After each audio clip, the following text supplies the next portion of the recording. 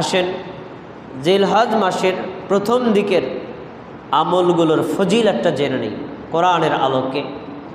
আল্লাহ তাআলা সূরা ফজরের শুরু দিকে বলেছেন, ওয়াল ফজর, ফজর সময়ের কসম, ওয়ালায়ালিন আশর, 10 রাতের কসম, এবং ওয়াশফি ওয়াল ওয়াতরি, জোর দিনের কসম, বেজোর রাতের কসম।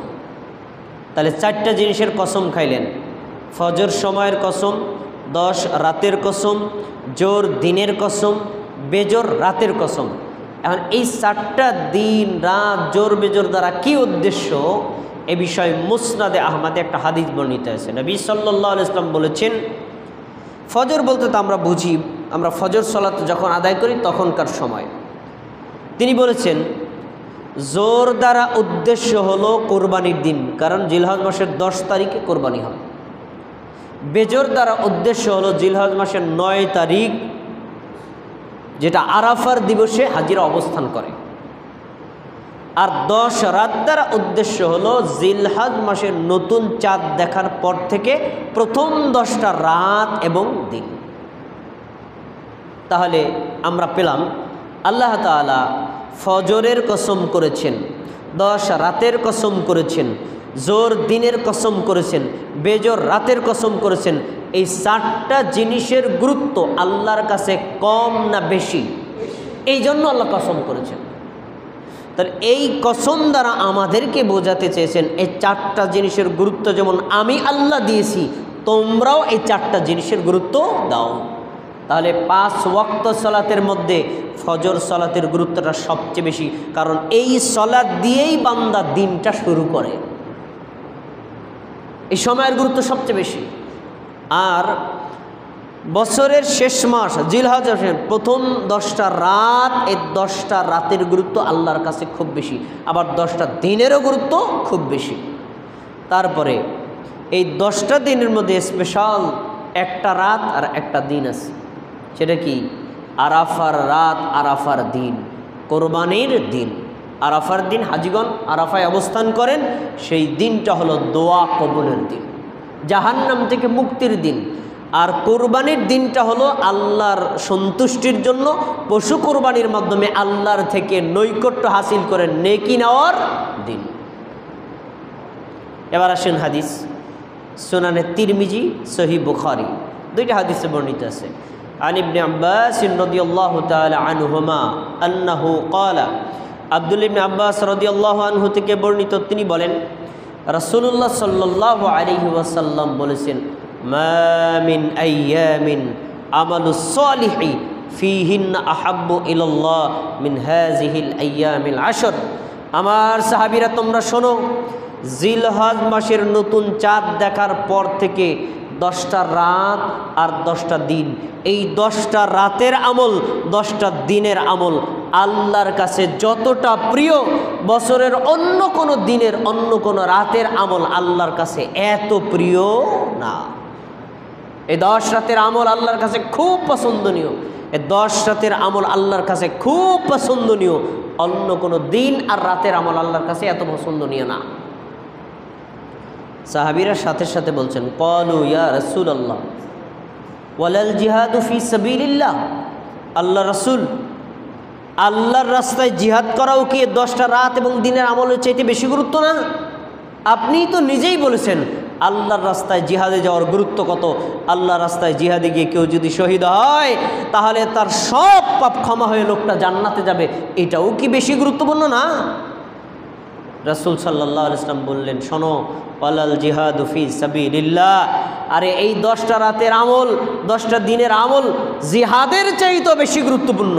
তবে ইল্লা রাজুলুন খরাজা বিনাফসিহি ওয়া মালিহি, ওই লোকটা বেশি নেকি পেতে পারে এই 10 রাতের চাইতে, 10 দিনের চাইতে, যে লোকটা নিজের জীবন, নিজের সম্পদ, নিজের সাওয়ার, নিজের ঘোড়া, নিজের তলোয়ার, নিজের আসবাবপত্র নিয়ে আল্লাহ রাস্তায় জিহাদে বের হয়ে গেছে, জীবনও ফেরত আনতে পারে নাই আর সম্পদও ফেরত আনতে পারে নাই। তার মানে লোকটা কি হয়ে গেছে? শহীদ হয়ে গেছে। শহীদ হলে সবচেয়ে বেশি আল্লাহর কাছে নেকি নেওয়া সম্ভব এই 10টা রাতের আমলের চাইতে। শহীদ সারা জিহাদের চাইতে ওই 10 রাতের দিনের আমলের গুরুত্ব আল্লাহর কাছে বেশি। তাহলে আমরা কি বুঝতে পারলাম যে এই 10টা রাতের গুরুত্ব, 10টা রাতের দিনের গুরুত্ব, আমলের গুরুত্ব আছে না নাই? এই গুরুত্ব কি? আমরা যদি আমলগুলো করি জিহাদের চাইতে বেশি নেকি আল্লাহর কাছ থেকে নিতে পারব। ফজিলত জানলাম। এবার একটা কথা জেনে রাখেন, যে কোনো আমলের ফজিলত জানার সঙ্গে সঙ্গে আপনাকে জানতে হবে আমলের পদ্ধতি কি। আমাদের সমাজে এক শ্রেণীর মানুষ দাওয়াতি কাজ করে, শুধু মানুষকে ফাজাইল শোনায়, কিন্তু ফাজাইল জানার পরে আমলটা কিভাবে করব এটা শেখায় না। অথচ কোনো আমলের ফজিলত জানা যত বেশি গুরুত্বপূর্ণ, তার চেয়ে বেশি গুরুত্বপূর্ণ আমলের পদ্ধতি জানা। কথা বুঝতে পেরেছেন? আমলের গুরুত্বটার আপনাকে জানতে হবে নবী কিভাবে করতেন। কারণ নবী যেভাবে করেছেন ওভাবে করলে আপনি ফজিলত পাবেন, আর তিনি যেভাবে করেছেন তার চেয়ে উল্টাভাবে করলে আপনি ফজিলত পাবেন না। কোরআনের আয়াত এবং হাদিসগুলো বিশ্লেষণ করলে আমি দেখেছি এই জিলহজ মাসের নতুন চাঁদ দেখার পর থেকে 10 তারিখ পর্যন্ত একজন মুমিনের জন্য, মুসলিমের জন্য 8টি কাজ আছে, 8টি আমল আছে। এই 8টি আমল কেউ যদি সুন্নাত সম্মতভাবে আদায় করতে পারে, এই ব্যক্তির জন্য আল্লাহ জিহাদের সমতুল্য নেকি লিখে দিবেন।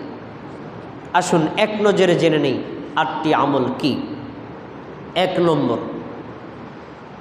যখনই জিলহজ মাসের নতুন চাঁদ দেখা যাবে তখন থেকে শুরু করে বেশি বেশি তাকবীরে তাশরিক পাঠ করা, 1 নম্বর আমল।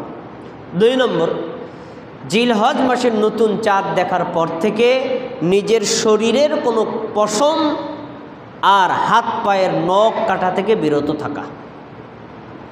বগলের লোম, নাভির নিচের লোম, মোষ এগুলো আপনি কাটতে পারবেন না।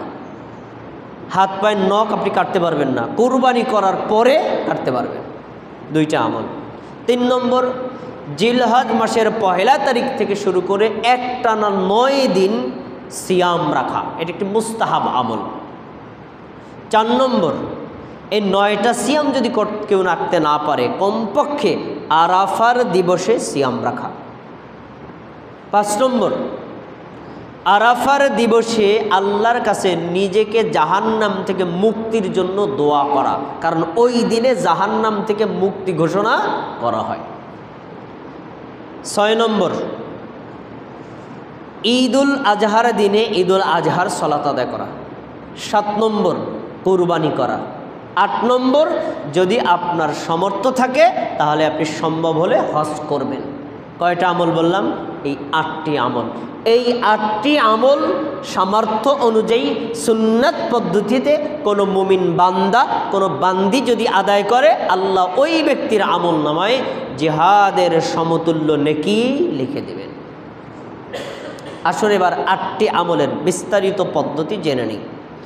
প্রথমে বলেছি